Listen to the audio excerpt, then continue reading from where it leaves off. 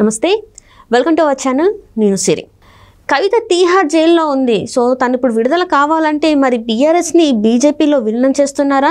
అయితే ఈ విలీనానికి బీజేపీ నాయకులు అంటే ఎంపీలు కొంతమంది అడ్డుపడుతున్నారు, అలాగే బీఆర్ఎస్ నేతలు కూడా కొంతమంది అడ్డుపడుతున్నారు అని చెప్పేసి మరి వార్తలు వస్తున్నాయి. మరి కేసీఆర్, కేటీఆర్, హరీష్ రావు ఎలాంటి నిర్ణయం తీసుకుంటారు ఏంటి అనేది మనకు వివరించడానికి మనతో పాటు ఉన్నారు ప్రముఖ సీనియర్ జర్నలిస్ట్ డివిఎస్ గారు. నమస్కారం సార్. నమస్తే సార్. ఇప్పుడు చూస్తుంటే వార్తలు అయితే బీఆర్ఎస్ని బీజేపీలో విలీనం చేస్తున్నారు అని చెప్పేసి అయితే వార్తలు వస్తున్నాయి. అయితే దీనికి కొంతమంది బీజేపీ ఎంపీలు అడ్డుపడుతున్నారు, అలాగే బీఆర్ఎస్ నేతలు కూడా కొంతమంది అడ్డుపడుతున్నారు అని చెప్పేసి వార్తలు వస్తున్నాయి. మరి ఇందులో ఎంతవరకు వాస్తవం ఉందంటారు? తెలంగాణలో 10 ఏళ్ళు అధికారం చేసినటువంటి బీఆర్ఎస్ ఈ పార్లమెంట్ ఎన్నికల్లో 3వ స్థానానికి పడిపోయింది. 3వ స్థానానికి పడిపోయిన పరిస్థితుల్లో అనేక మంది గెలిచినటువంటి ఆ ఎమ్మెల్యేలు కూడా కాంగ్రెస్లోకి వెళ్ళిపోతున్నారు. ఇవాళ రేపు బీఆర్ఎస్ లెజిస్లేచర్ పార్టీ కాంగ్రెస్లో విలీనం అంటున్నారు. ఇలాంటి పరిస్థితుల్లో మరి బీఆర్ఎస్ గాలి బుడగ్గా మారుతోంది. అది ఇవాళ రేపు టప్ అని పేలిపోయే పరిస్థితుల్లో కవిత అక్కడ జైల్లో ఉంది. కవితని జైలు నుంచి బయటికి వదలాలంటే, ఆమెకి ఆ కేసుల్లో కొంతమేరన్నా ఉపశమనం కలగాలంటే బీజేపీ పెద్దల కరుణా కటాక్ష వీక్షణాలు ఉంటేనే అది సాధ్యమవుతుందని బీఆర్ఎస్ ఇప్పుడు ఉన్నంతవరకు దీన్ని కాపాడుకోలేం కాబట్టి బీజేపీలో విలీనం చేసేస్తే కనీసం కవితన్న బయటకు వస్తుందని కల్వకుంట్ల కుటుంబం ఇవాళ బీఆర్ఎస్ని బీజేపీలో విలీనం వైపు మరి తల ఊపుతోందన్న ప్రచారం జరుగుతుంది.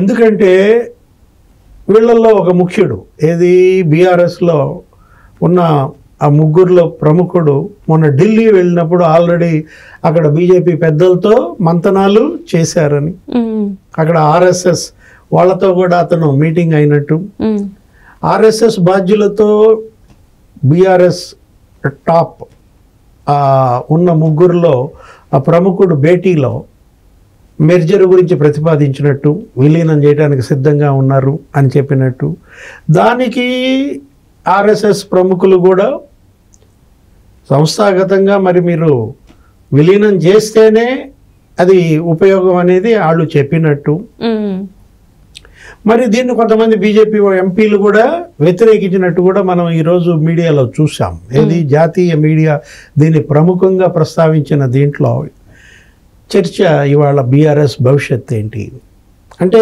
కవిత కోసం బీఆర్ఎస్ని విలీనం చేస్తారా? ఎందుకంటే ఇవాళ కేసీఆర్ మాటలు నమ్మే పరిస్థితి లేదు. ఆయన కూడా గతంలో కాంగ్రెస్లో విలీనం చేస్తున్నారు. తెలంగాణ ఇస్తే టీఆర్ఎస్ని కాంగ్రెస్లో విలీనం చేస్తానంటేనే సోనియా గాంధీ అతని మాటలు నమ్మి తెలంగాణ ఇచ్చిన నేపథ్యంలో ఆమెకి నీకు జుమ్కా ఇచ్చారు. ఎవరికి? సోనియా గాంధీకే. అలాంటి పరిస్థితుల్లో మరి ఈయన మాటలు నమ్మి విలీనాన్ని ఒప్పుకుంటే రేపు బీజేపీకి కూడా జుమ్కా ఇవ్వరని నమ్మకం ఏంటి? కాంగ్రెస్ని చేసిన మోసమే బీజేపీని కూడా బీఆర్ఎస్ చేస్తే అంటే కేసీఆర్ మాటలు నమ్మదగినవా కాదా? అది బీజేపీ పెద్దలు ఆలోచించుకోవాలి. కొంతమంది తెలంగాణ బీజేపీ ఎంపీలు ఒక ముగ్గురు అసలు ఈ మెర్జర్ని వ్యతిరేకిస్తున్నట్టు, ఏది బండి సంజయో మరి లేకపోతే ఈటెల రాజేందరో మరి కొండ విశ్వేశ్వరరెడ్డో ఎవరైతే బీఆర్ఎస్ పట్ల పూర్తి వ్యతిరేకతతో ఉంటారో వాళ్ళంతా ఈ మెర్జర్ని వ్యతిరేకించారని, బీఆర్ఎస్లో కూడా తెలంగాణ వాదులు ఈ విలీనానికి వ్యతిరేకంగా ఉన్నారని రకరకాల ప్రచారం జరుగుతున్న నేపథ్యంలో అటు పార్టీని కాపాడుకోలేరు. ఎందుకని? అక్కడ కాంగ్రెస్ అతి ప్రమాదంగా మారింది. కొన్ని రోజులు ఉపేక్షిస్తే ఈ ఉన్నాళ్ళు కూడా కాంగ్రెస్లోకి వెళ్ళిపోతారనే భయం వచ్చేసింది. నాయకులు వెళ్ళిపోతే కార్యకర్తలు కూడా వెళ్ళిపోయే పరిస్థితిలో ఇప్పటికే 10-11 మంది ఎమ్మెల్యేలు కాంగ్రెస్తో మెర్జర్ అయిపోయిన పరిస్థితి. అరకపూడి గాంధీ వీళ్ళందరూ కూడా జరిపోయిన దాంట్లో ప్రకాష్ గౌడ్ మొన్న లేటెస్ట్గా, ఇప్పుడు కరీంనగర్ బీటలు వారుతోంది. ఏంటి? గంగుల కమలాకర్ కూడా నీకు రేవంత్ రెడ్డితో మీట్ అయినట్టు, కాంగ్రెస్లో ఇవాళ రేపు అతను కూడా కలిసిపోతున్నాడు అన్నది. అతని పైన అనేక కేసులు ఉన్న నేపథ్యంలో ఆయన వ్యాపారాలు, అటు ఈడీ కేసులు, ఆయన కుటుంబం, ఇతర కంపెనీల పైన ఆయన నిన్నటిదాకా బీజేపీలో చేరతాడేమో అనుకున్నారు. ఏది ఆ కేసులు వీటి నుంచి బయటపడాలనుకుంటే బీజేపీ ఒక రూల్ పెట్టింది. ఏంటి? రాజీనామా చేసి ఎవరు బీజేపీలో చేరాలన్నా వాళ్ళు శాసనసభ్యత్వానికి, పార్లమెంట్ సభ్యత్వానికి రాజీనామా చేయాలన్న ఇది.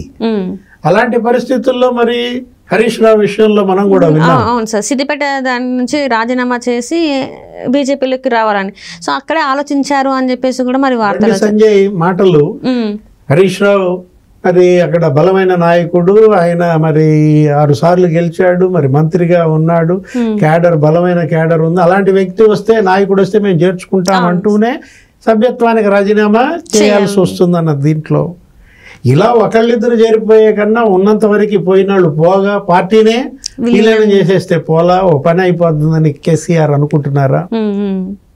అంటే ఆయనకు ఒకవైపు అనారోగ్యం, మరోవైపు ఏజ్ ఫ్యాక్టర్.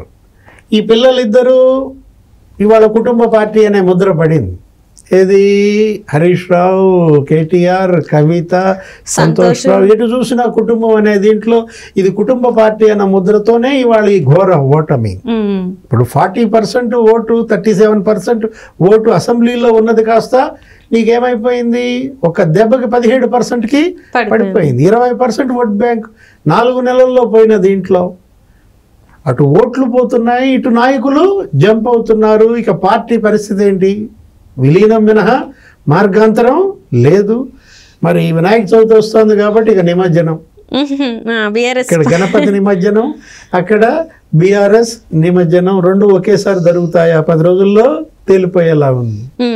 అంటే ఇక్కడ చూస్తుంటే సార్ ఇప్పుడు ఇంతవరకు అయితే కవితని జైలుకి వెళ్ళి కలిసిన పరిస్థితి లేదు కేసీఆర్. సో ఖచ్చితంగా అంటే విలీనం చేసిన తర్వాతనే ఆమె బయటకు వచ్చిన రోజే కలుస్తారా అని ఇట్లా కూడా చూస్తున్నారు. మరి అందుకే కలవలేదు, ఇట్లాంటి మంతనాలు జరుగుతున్నాయి అని చెప్పేసి కూడా అంటున్నారు. నిజంగానే మరి ఒకవేళ విలీనం చేస్తే కవిత బయటకు వచ్చే అవకాశం ఉందా? మరి ఏదైనా బీజేపీ వాళ్ళు ఇక్కడ బలంగా మారుతారు. 2 జాతీయ పార్టీలు నువ్వా నేనా అంటూ తెలంగాణలో పోటీ పడుతున్న నేపథ్యంలో రేపటి రాబోయే ఎన్నిక పోటీ కాంగ్రెస్ వర్సెస్ బీజేపీ. అంటే బీజేపీలో విలీనం అనేది బీజేపీకి అవసరం కాదు, బీజేపీలో విలీనం అనేది బీఆర్ఎస్కి అవసరంగా మారింది. కవిత బయటికి రావడానికో లేదు వాళ్ళకు ఉన్నటువంటి ఇక భవిష్యత్ రాజకీయం కోసమో. ఎందుకంటే ఒకవేళ అదే జరిగితే మెర్జరు, ఇక్కడ మళ్ళా ఉన్న ఎమ్మెల్యేలన్నా నిలబడతారు, కాంగ్రెస్కి వలసలకు అడ్డుకట్ట పడుతుంది. ఎప్పుడు మెర్జర్ గనక జరిగితే. ఎందుకు వాళ్ళు వలసలు పెరిగాయి? నమ్మకం లేక. 3rd ప్లేస్కి పడిపోయింది. ఇక బీఆర్ఎస్ని నమ్ముకుంటే మనం ఇంకా నాశనమే అనే దీంట్లో వాళ్ళు వెళ్ళిపోతున్నారు కాంగ్రెస్లోకి. కాంగ్రెస్లోకి వలసలు అడ్డుకోవాలంటే విలీనం ఒక్కటే మార్గమా? విలీనం అయితే మరి వాళ్ళు రాజీనామా చేయాలంటున్నారు. రాజీనామా చేస్తే మళ్ళీ ఎలక్ట్ అవుతారన్న నమ్మకం లేదు. ఇప్పుడు ఇలాంటి పరిస్థితుల్లో ఉన్న ఎమ్మెల్యేలు కాపాడుకోవాలంటే అప్పుడు నీకు లెజిస్లేచర్ పార్టీలో కూడా ఇటు బీజేపీ, ఉన్న బీఆర్ఎస్ ఎమ్మెల్యేలు వీళ్ళంతా కనుక కలిస్తే కొంచెం ఈ వలసలకు అడ్డుకట్టబడే అవకాశం ఉంది. అనేక సమస్యలకు విలీనమే పరిష్కారం అనే ఆలోచనగా బీఆర్ఎస్ నడుస్తున్నట్లుంది.